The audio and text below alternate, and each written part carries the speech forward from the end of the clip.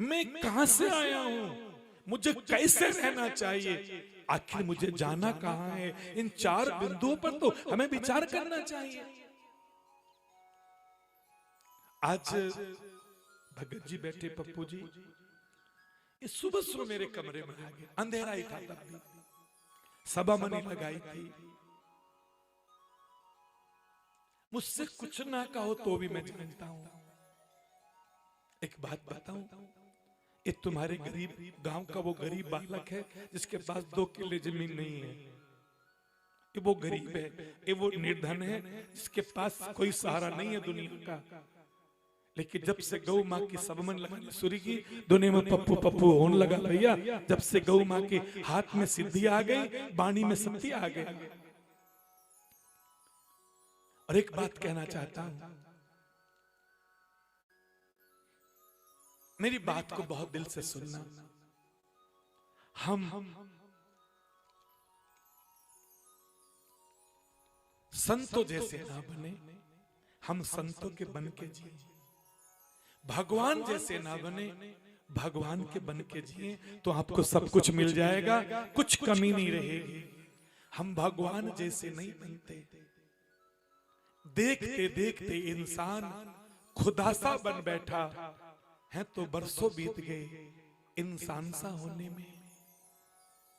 भगवान भी दुनिया में आता है तो मानव बनकर आता है, मानव लीलाएं करता है। लेकिन इंसान को आज कितने संतों को कितनी भूख है भगवान बनने की।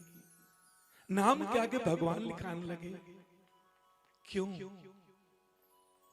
माना कि बीज में वृक्ष होने की संभावना है, लेकिन जब बीज वृक्ष बनेगा तो बीज नष्ट हो जाएगा। उसे पता भी नहीं होगा कि मैं वृक्ष बन। आप में भगवान का बल है, भगवान की शक्ति, भगवान का अंश है, लेकिन भगवान बनने की चेष्टा कभी मत करना। आज ये व्यक्ति रोने लगा, फपक फपक के रोने लगा। मैंने एक निर्णय लिया और मैं गौशाला के सामने कहना चाहता हूं। गौशाला सेवा समिति मेरी बात को सुनेगी तो दोबारा कथा करने भी आऊंगा, नहीं सुनेगी तो मुझे गौशाला बोलते हैं, तुम्हें साधु बोलते हैं। मुझे गौशाला सेवा करने के लिए बहुत है, आपको साधु सेवा कराने के लिए बहुत है। लेकिन एक प्रार्थना मैं जरूर करूंगा आपसे, जितना भी हो सके गौशाला में समभाव रखो, समता होनी चाहिए। कोई आए सबका अभिवादन हो, सबका अभिनंदन हो। आए को बैठने को कहो। गौशाला में जो भी मैनेजर हो, जो भी मुनीम हो, उसको एक आदेश दो। गौशाला में कोई भी आए, अमीर आए, गरीब आए, दिन में आए, रात में आए, उसका स्वागत करना सीखो, उसका अभिवादन करना सीखो। और जिस गौशाला में जाते तुम्हारा अभिवादन होगा, उस गौशाला में आपको जाने का मन करेगा। और जहां जाओगे कोई नहीं पूछेगा, उस गौशाला में दोबारा जाने का मन नहीं करता। आप संतों को मानते हो, संतों की मानो। कृष्ण को मानते हो, कृष्ण की मानो। राम को मानते हो, राम की मानो। गीता को मानते हो, गीता की मानो। रामायण को मानते हो, रामायण की मानो। वेदों को मानते हो, वेदों की मानो। आज एक संत पुनः अपील कर रहा है। परसों अपील की थी, आज अपील मैं करता हूं। उसको सभी गौशाला के अध्यक्ष लोग, सचिव लोग, संगठन मंत्री हो, प्रचार मंत्री हो, कोषाध्यक्ष हो, मेरी प्रार्थना को ध्यान पूर्वक सुनो। पहला मेरा भाव है, मुझसे कहा गया कि महाराज जी सभा मनी 8,000 की लगती है, हम 11,000 की सभा मनी बोलते हैं। हमारी बड़ोपल गौशाला है, धांगड़ गौशाला है। आपको दिल से कहूं, हमारे 1100 की सभा मनी आती है, 1500 की सभा मनी आती है। हम 3 सभा मनी को मिलाकर गौ मां को सभा मनी दे देते हैं।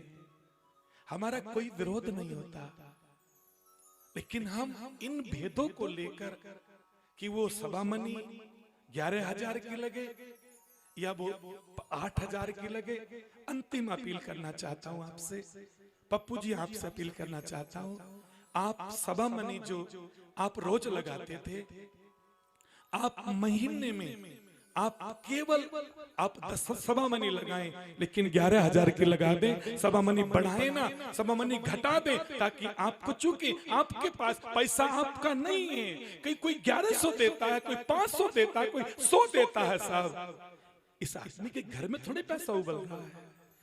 मेरी काया ठीक होगी, पप्पू जी पैसे मुझे मत दो रे, मेरी गौशाला में भेज दो। ऐसे इकट्ठे करके कोई आदमी देता है तो आप 11,000 की है तो सभा मनी आपकी 8-7 घट जाएंगे। तो सभा मनी घट जाए, घटने की चिंता मत करो, हमारा प्रेम ना घट जाए इसकी चिंता करो, हमारा प्रेम ना टूट जाए इसकी चिंता करो, सभा मनी की चिंता छोड़ो। ये मेरी अपील पप्पू जी आप स्वीकार करेंगे? खड़े होकर कहो कि मैं जो बात बिल्कुल दिल से कहना, खड़े होकर के मैं बहुत आभारी, ताली बजा दे जिनकी एक बार। पप्पू जी सेन भक्त जी, हनुमान मंदिर सुदलपुरा, जिन्होंने वर्ष में 2022, 2023, 2024 में गौ माता के लिए तूड़ी और दलिया बाबत 35,11,000 रुपए का, एक बार ताली बजा दीजिए साहब, एक बड़ा योगदान, बिना किसी अहंकार के, बिना किसी लाग लपेट के, बिना ये मैं देता हूं, केवल भक्त लोग इकट्ठा करके देते हैं। 2025 में कम से कम 15 लाख रुपए की स्वमणि हो गई होंगी, बिल्कुल हो गई होंगी। चारा लगाने की घोषणा करते हैं तो, और चाहे चूंकि अब मैं कहें कि जो आप सब में लगाते हो वो चारा खरीद के दे दो। एक बात बताऊं, मेरी गौ माता को सवा मणि खाने की आदत पड़ गई है, सूखा कैसे चारा खाएगी, उसको तो लगाना बंद मत करना, सवा मणि लगाते रहना, ऐसा मेरा मन आपसे करता है। और इस सीजन में भी 1100 मन तूड़ी वो आप सब डालते रहेंगे। और मैं तूड़ी गिनाऊं साल में कितनी कल लगाता हूं तो मेरी तो कम से कम तूड़ी बैठ जाती होगी एक साल में कम से कम 20 करोड़ की। साल इतने पैसे इकट्ठे कराते हैं, कहीं 1 करोड़, कहीं 70 लाख, 80 लाख, ऐसी गौशालों में तूड़ी इकट्ठी कराते हैं। अभी तूड़ी आएगी, मैं 15 दिन कथा बंद कर दूंगा, 15 से मैं 25 तक कथा नहीं करता, क्योंकि मैं भी तूड़ी इकट्ठी करता हूँ। किसी की 5 किले की, किसी के 20 किले की। हमारे वो नीमड़ी वाले हैं, कहते महाराज जी बोलो 200 किले की 300 कितनी तूड़ी चाहिए, तूड़ी निकलवा लो। इतने लोग तूड़ी देते हैं मुझे, अब फिर हम लोग उनको गौशालों में ट्रक भर भर के भिजवा देते हैं।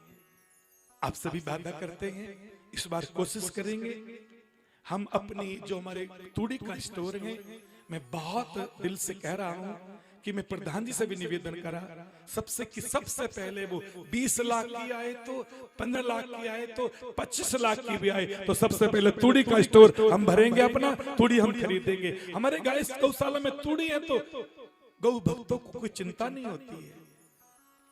तो आपसे निवेदन है, आप हमें तूड़ी ना दें, हमें आप बड़े भाव से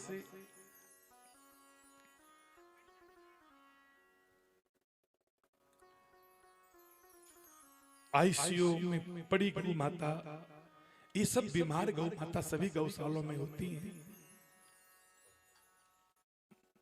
कोई एक भक्त हैं जो खड़ा करने के लिए गौ माता के लिए 21,000 रुपए का वो जो गौ माता को मशीन खड़ा करने की दान में देते हैं। बहुत बहुत साधुवाद उनके लिए। यहाँ पर हो तो खड़े हो जाएं भक्त, वो उनका सम्मान करना चाहते हैं।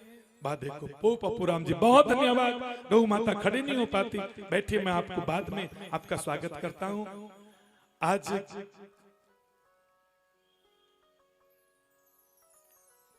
आज कई का प्रसाद है। हमारी 2 बेटियां, सरसा से एक बेटा, छोटे छोटे बच्चे पधारे हैं, वो भी केले का प्रसाद लाए हैं। आपका भी केले का प्रसाद, और जो भी प्रसाद होगा वो प्रसाद सब वितरण के लिए किया जाएगा।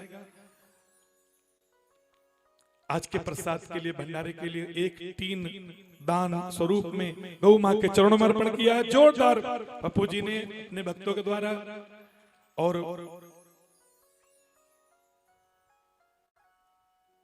हाँ चलो बाहर गौशाला में दो तो बहुत आपका मन है, लेकिन आप सभी से यही निवेदन रहेगा मेरा हाथ जोड़कर कि सभा मनी कम कर दीजिए, लेकिन अगर 11,000 का नियम मेरी गौशाला सदलपुर बनाती है तो हम गौशाला सेवा समिति का हृदय से स्वागत करते हैं, अभिवादन करते हैं।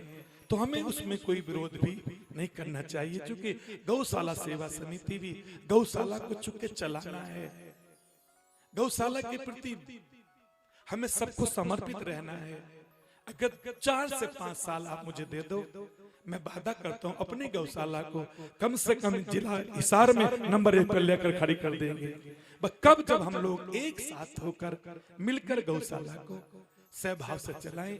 इस साल कथा में जो गांव ने हमेशा, गांव तो एकता का प्रतीक है, हमेशा एकता का परिचय देता है। इतनी कथाएं कर दी सदलपुर में, मंदिरों में कर दी, गौशालाओं में कर दी। हमारा बड़ा गांव है, हरियाणा बिश्नोई समाज का तो ये सबसे बड़ा गांव है। इस गांव के लिए हम गौरवान्वित होते हैं, इस गांव का नाम लेते हैं, हमारा हृदय